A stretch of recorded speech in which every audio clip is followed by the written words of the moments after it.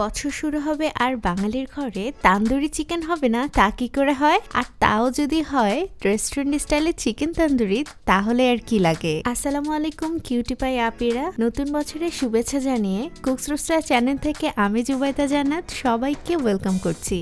আজকে সেরকমই একটা তন্দুরি চিকেন নিয়ে এসেছি। ঘরোয়া উপায়ে কিভাবে রেস্টুরেন্টের স্বাদ নিয়ে আপনারা এই চিকেনটা তৈরি করতে পারবেন সেটাই আজকে শিখাবো। চলুন তাহলে রেসিপিটা তৈরি করা যাক। আমি এখানে 8 পিস চিকেন লেগ পিস নিয়ে নিয়েছি। আপনারা চাইলে 2টা মুরগি দিয়ে করতে পারেন। লেগ পিসগুলো আমি ভালোভাবে পরিষ্কার করে তারপরে আমি কাটিং করে নিয়েছি। আপনারা দেখলে বুঝতে পারছেন আমি কাটিংটা কিভাবে করেছি। চিকেনটাকে এখন একটা ম্যারিনেশন করে নিব। প্রথমে আমি রসুন বাটা দিয়ে দিচ্ছি 2 টেবিল চামচ। সুন্দর রঙের জন্য দিয়ে দিচ্ছি হলুদ গুঁড়া 1 চা চামচ, তার সাথে স্বাদ মতো লবণ। লবণ বেশি দিতে যাবেন না, তার কারণ এরপরে আমরা ধাপে ধাপে লবণ ইউজ করব। এখন দিয়ে দিচ্ছি লেবুর রস। এখানে আমি 2 টেবিল চামচ লেবুর রস নিয়েছি। লেবুটা অ্যাসিড হওয়ার কারণে এটা একটা রিয়াকশন তৈরি করবে চিকেনের উপর, অ্যাজ এ টেন্ডারাইজ করতে হেল্প করবে। তাছাড়াও এটা লেগ পিসটাকে অনেক বেশি সফট করবে ভিতর থেকে। এছাড়াও হলুদ আর রসুন চিকেনের ভেতর থেকে ব্যাড স্মেলটাও দূর করে দিবে। এখন আমি চিকেনটাকে ভালো করে মেখে ম্যারিনেশনের জন্য রেখে দেব 30 মিনিটসের জন্য। এখানে আমি ইলেকট্রিক চুলা ইউজ করছি, আপনারা চাইলে গ্যাসের চুলা ইউজ করতে পারেন। একটা প্যানে 1 টেবিল চামচ ঘি দিয়ে দিচ্ছি এবং ঘিটা মেল্ট হয়ে যাওয়ার পরে আমি প্যানটা উঠিয়ে নিব। এবার দিয়ে দিচ্ছি 2 টেবিল চামচ বেসন। বেসনটাকে আমি ঘিয়ের সাথে ভালোভাবে মিক্সড করে একটা মিক্সচার তৈরি করে নিব। এবার দ্বিতীয় ম্যারিনেশন করা যাক। একটা বোলে আমি 2 টেবিল চামচ সরিষার তেল নিয়ে নিচ্ছি। সুন্দর একটা কালার আসার জন্য সরিষার তেলের মধ্যে দিয়ে দিচ্ছি আমি 2 টেবিল চামচ গুঁড়ামরিচ। গুঁড়ামরিচটা যখন সরিষার তেলের মধ্যে দিবেন তখন কিন্তু তার কালারটা আরও সুন্দর লাগবে। তারপর দিয়ে দিচ্ছি 1.5 কাপের মতন টক দই।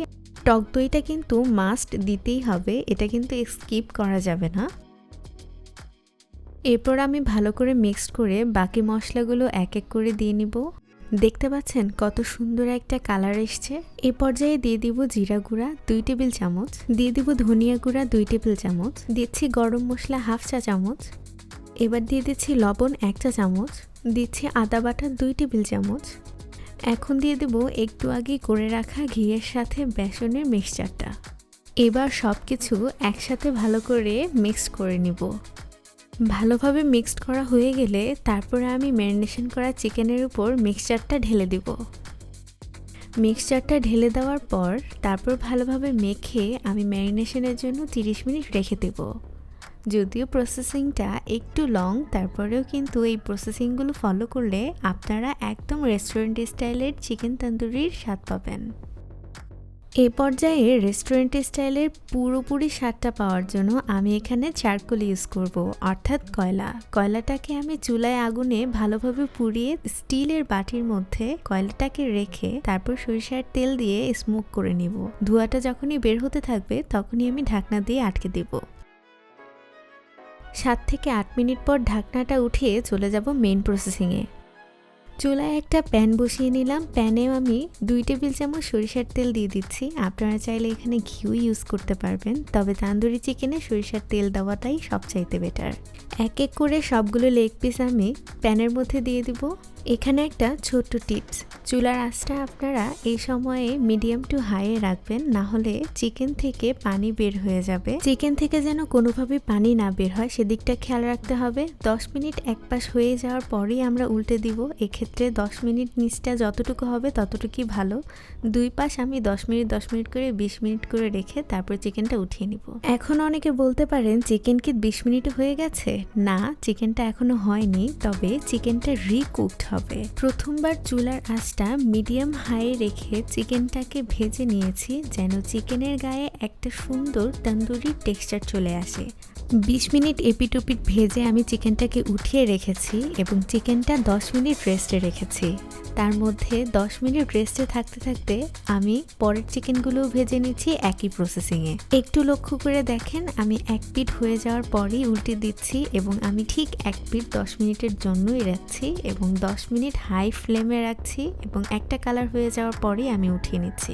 এখন প্রথমে ভেজে রাখা চিকেনগুলো আমি দিয়ে দিচ্ছি কড়াইতে এবং 2 টেবিল চামচ সরিষার তেল দিয়ে দিচ্ছি। এই সময় আমি চুলার আঁচটা মিডিয়াম করে নিব, একদম মিডিয়াম আছে আমি ভালোভাবে ভেজে নেব। এক এক পিঠ আমি 20 মিনিটের জন্য ভেজে নিব। 20 মিনিট পরে আমি পিঠ উল্টে দিব এবং তারপরে আমি উঠিয়ে নিব। ওই একই প্যানে আমি ম্যারিনেশন করা গ্রেভিটা ঢেলে দিব। যতক্ষণ পর্যন্ত তেল উপরে না আসছে ততক্ষণ পর্যন্ত আমি ভালোভাবে মশলাটাকে ভেজে নিব।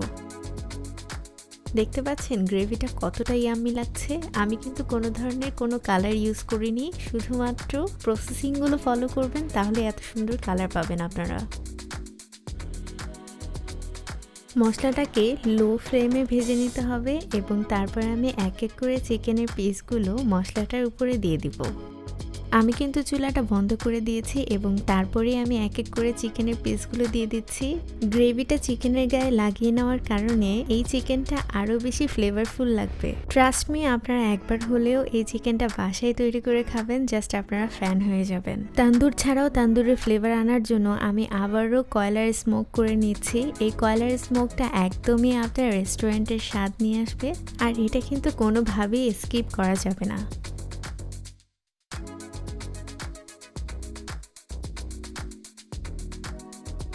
এবার চলুন তাহলে আজকের ইয়াম্মি রেসিপিটা আপনাদের সামনে প্রেজেন্ট করা যাক। ওয়াও, এটা দেখতে যতটা না ইয়াম্মি, তার চাইতে এটা খেতে তার থেকেও বেশি মজা। আমার এই সহজ রেসিপিটা যদি আপনাদের কাছে ভালো লেগে থাকে তাহলে please do not forget subscribe to my YouTube channel আর বেশি বেশি করে লাইক করে কমেন্ট করে আমাকে জানাবেন কেমন লেগেছে আপনাদের কাছে।